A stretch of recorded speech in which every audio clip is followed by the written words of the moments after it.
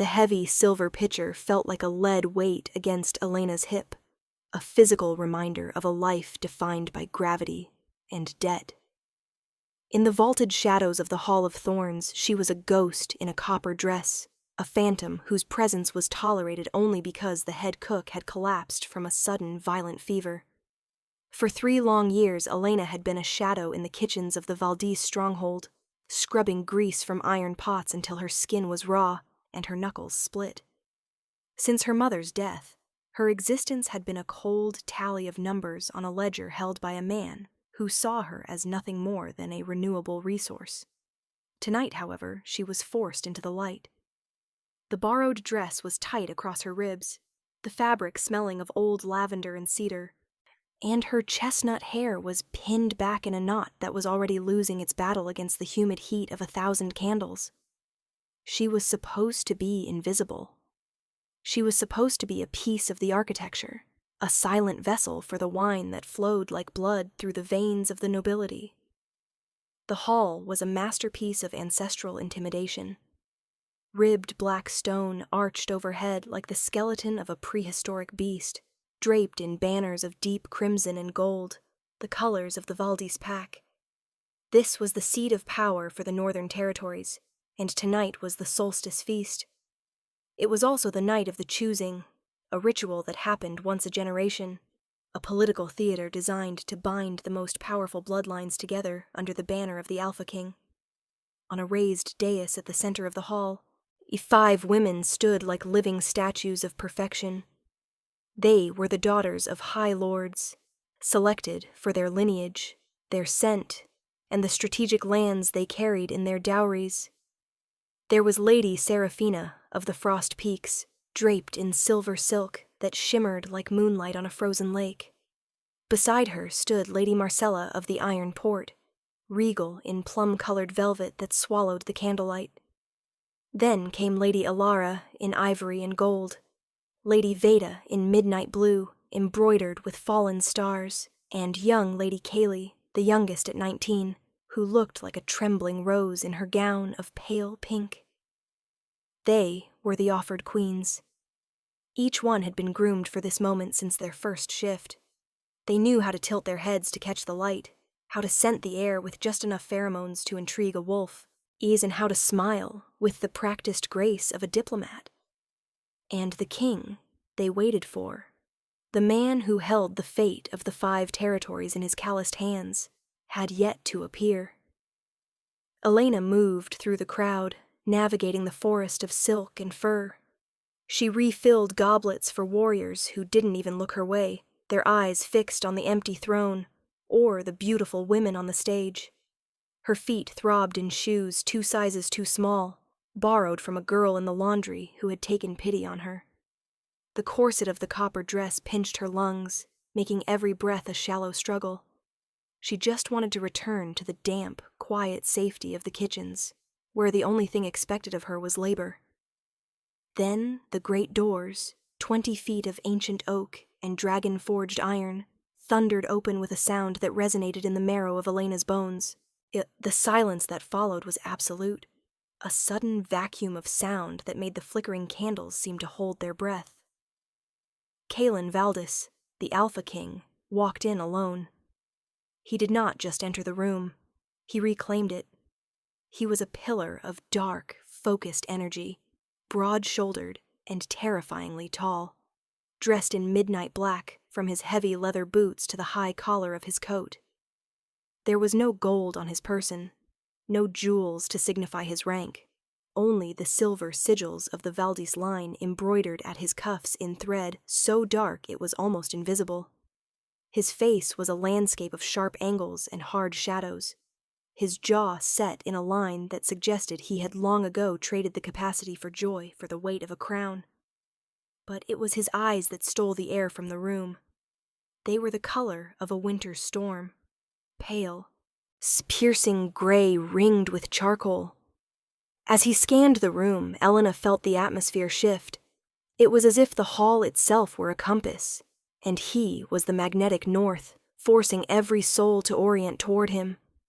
The stories told of him were legends of duality, They said he was a monster on the battlefield who could shift mid-stride and tear through a phalanx of silver-clad hunters.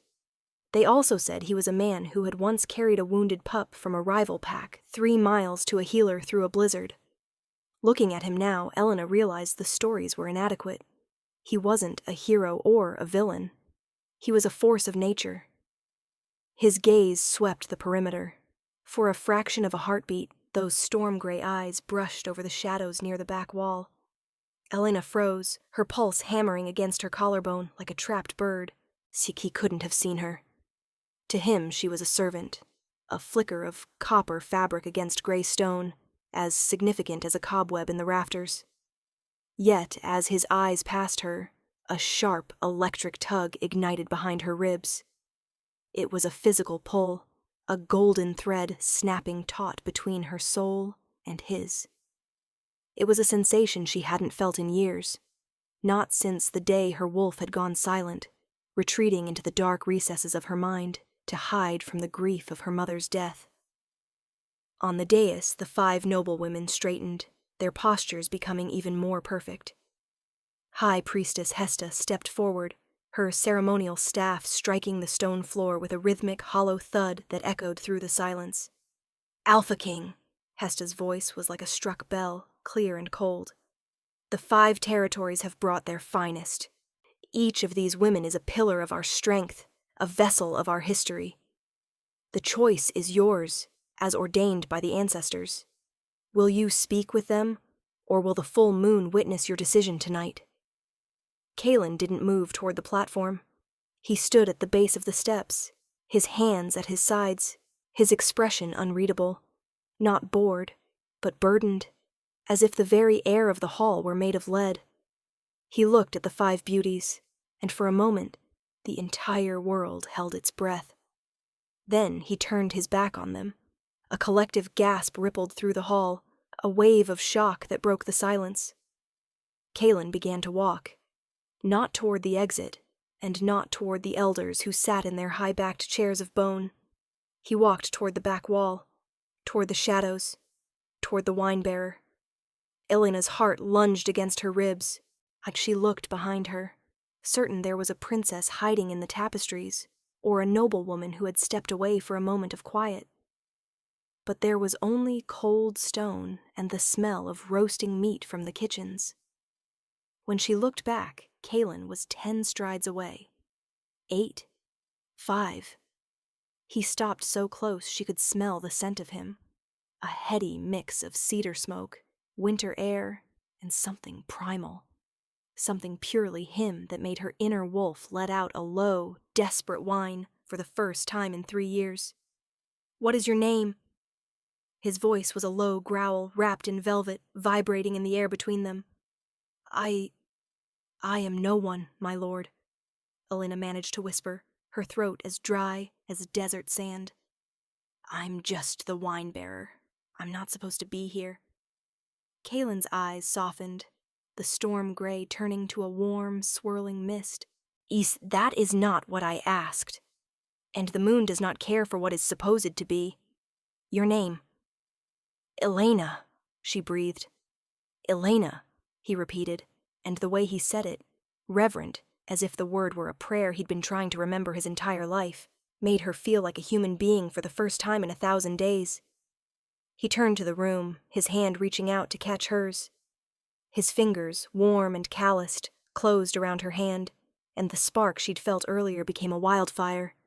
A rush of heat surged up her arm, blooming in her chest and radiating to her fingertips. "I have made my choice," Kaelen announced. His voice wasn't loud, but it possessed the weight of an avalanche, carrying to every corner of the Hall of Thorns. He didn't look back at the dais. He didn't look at the elders. He looked only at her. Her. The chaos was instantaneous. "This is an outrage!" Lord Harwin, Seraphina's father, roared from the front, his face turning a dangerous shade of purple. "She is a peasant, a servant. This is a violation of 1,000 years of sacred tradition." "The law states I may choose any woman in this hall," Kaelen countered, his voice quiet and terrifyingly steady. It does not specify her bloodline or her dowry. It mentions only the choosing. I have chosen. If you wish to challenge the blood bond, the circle is open outside.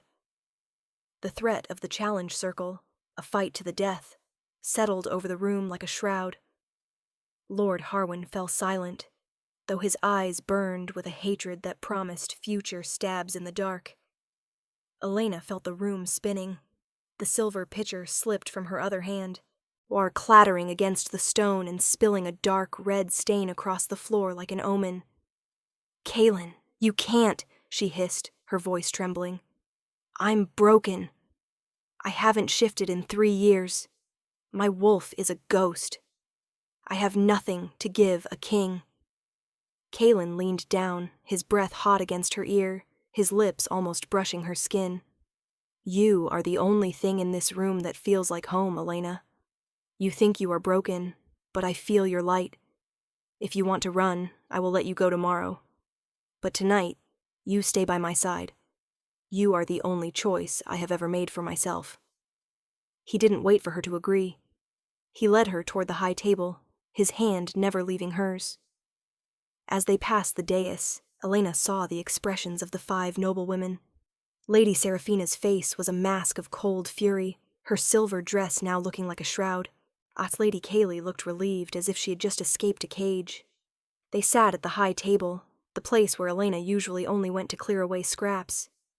Now a golden plate was set before her, filled with venison and honeyed figs. The food she had watched the head cook prepare that morning now sat before her as a queen's meal. "You aren't eating," Kaelen noted, his own plate untouched. "I'm waiting for the illusion to break," she replied, staring at her reflection in the wine. "I'm waiting to wake up in the hayloft with the steward shouting at me to start the fires." Kaelen's jaw tightened. "Who do you serve, Elena? Who claims your time?" "Lord Silas," she said, naming the man who managed the keep's domestic contracts.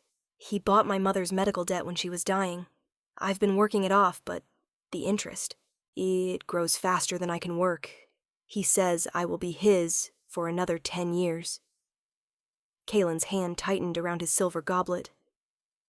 Elena watched in silent awe as the metal began to groan and warp under his grip, bending like soft wax. He didn't say another word, but the bond between them hummed with a protective, lethal rage. It was a terrifying feeling, but underneath the fear was a tiny, glowing ember of hope. The feast continued, though the air was thick with tension. The lords whispered in the shadows, their eyes darting toward the servant-turned-queen. Kaelen ignored them all.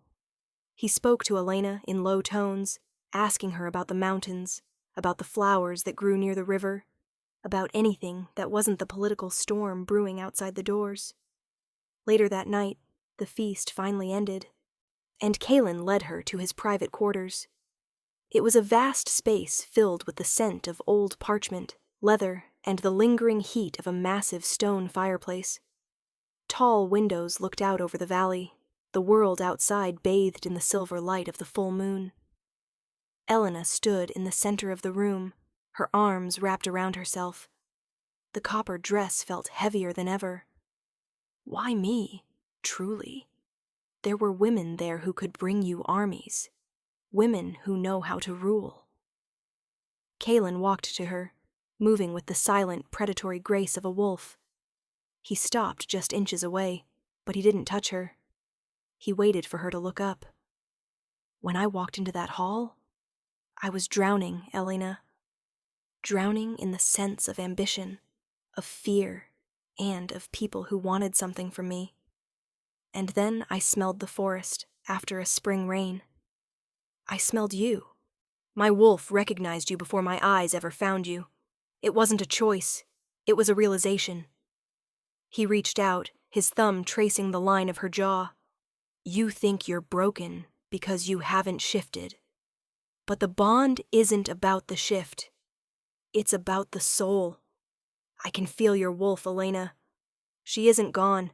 She's just been waiting for a reason to come back. She was protecting you. He kissed her then. It wasn't the kiss of a king claiming a prize.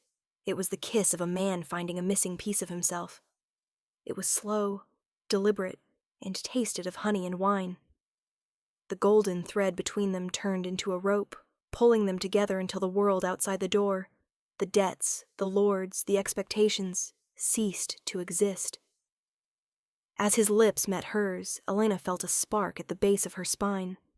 It wasn't the cold, jagged pain of her mother's death, but a warm, blooming heat. Her inner wolf, the one she thought had died in the cold 3 years ago, let out a howl of recognition that vibrated through every cell in her body. Under the light of the solstice moon streaming through the windows, the miracle happened. Elena felt her bones begin to sing. It wasn't the agonizing, bone-breaking shift she remembered from her youth. It was a release. Her skin tingled, her senses expanding until she could hear the heartbeat of the guards in the hallway and smell the snow on the distant peaks. With a final golden surge of power, she fell forward. But she didn't hit the floor as a girl. She landed on 4 powerful paws. Her coat was a shimmering, metallic silver, as bright as the dress Seraphina had worn, but far more beautiful. She was a wolf of moonlight and starlight. Beside her, and a massive black wolf with gray eyes let out a low, huffing sound of approval. Kaelen. He nuzzled her neck, his scent wrapping around her like a blanket. They didn't stay in the room. Kaelen nudged the balcony door open, and together they leaped into the night. They tore through the mountain passes, silver and black streaks against the snow. Elena felt the last 3 years of hunger, of shame, and of invisibility falling away with every mile. She wasn't a servant. She wasn't a debtor. She was the mate of the Alpha King, and the mountains belonged to her. The next morning, the reckoning began. Elena stood in the throne room, no longer in a borrowed copper dress. She wore a gown of deep charcoal silk, her hair flowing free, her eyes bright with a new, fierce confidence. Beside her, Kaelen sat on the throne of black stone, and Lord Silas was summoned. He entered with a smirk, a scroll of yellowed parchment held tightly in his hand. "The debt is binding, Alpha King.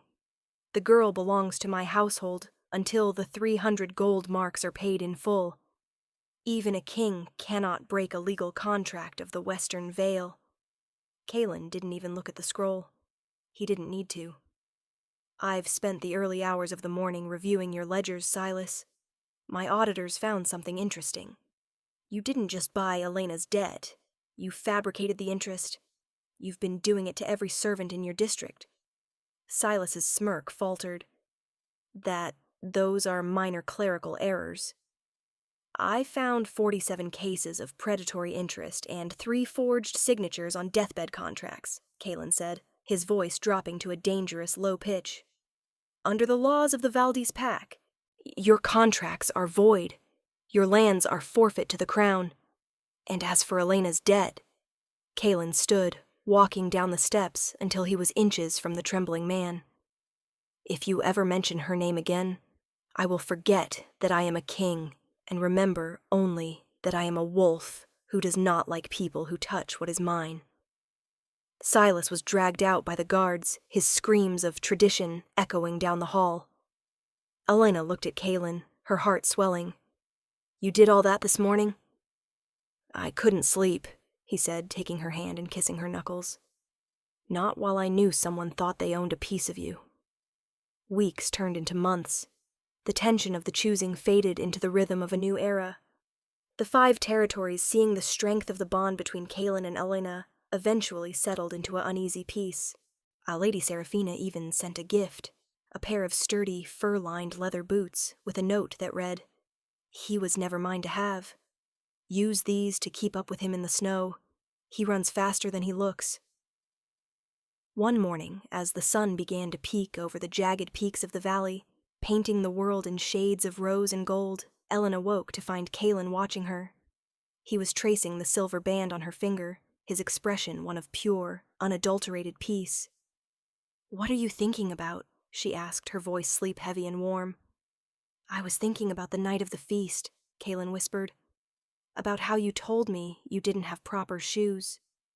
Elena laughed softly, remembering the pinch of the borrowed heels. I didn't.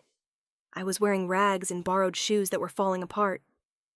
Kaelen pulled her closer, his face buried in the curve of her neck. The bond between them glowed like a steady, permanent hearth fire. I told you then that I would carry you. I meant it then, and I mean it now. For as many years as the moon gives us, Elena, I will carry the weight of the crown so you never have to feel invisible again. You are my queen, but more than that, you are my soul. She leaned into him, her heart finally, truly full. The kitchen girl who scrubbed pots was gone, replaced by a woman who knew her worth. The debt was paid. The wolf was home. And as they watched the sun rise over their kingdom, Elena realized that sometimes the best things in life aren't the ones you're supposed to have. They're the ones you're brave enough to choose.